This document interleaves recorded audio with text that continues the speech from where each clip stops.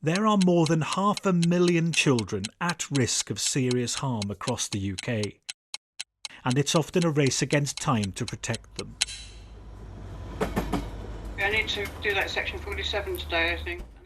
This is the biggest social work department in Britain, part of Kent County Council, and they're seeing a sharp rise in cases since school children returned to their classrooms. They've had a couple of weeks to settle back into the routine of school, and now, we know that they're going to start telling teachers what's happened during lockdown. We've been given access to the work that this team does to understand the impact that lockdown has had on families and especially children. At one point he was stood on the edge of a cliff, but a family friend pulled him back. They're talking about a lack of bedding, they're talking about there being no food in the cupboards, they're talking about drug paraphernalia and white powder.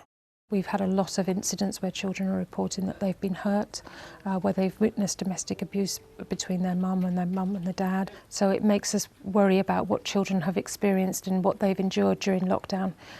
It's what we anticipated, and it's certainly come to the fore this week. Yes, absolutely. Busy. To find out more, we've carried out a poll of social workers. 65% said referrals have gone up compared to the same time last year. And of all the issues they face, a fifth pointed to one area in particular: abuse in the home. Social worker Miles O'Keefe is heading to a local primary school to meet an 11-year-old boy who says a play fight with his stepfather turned violent. But there's more to this story than meets the eye. So my name's Miles, okay, and I'm a social worker. We've changed the young boy's name and his voice to protect his identity. I saw like a lady at him, so he came over to me, kicked me, and hit my head on the wall. And then, out of the blue, Noah reveals what's really on his mind. Recently, my own second boyfriend started me and Yeah. one boyfriend she had. The boyfriend flew, my mum crushed the living room floor, and just hurt. But then she said she fell down the stairs.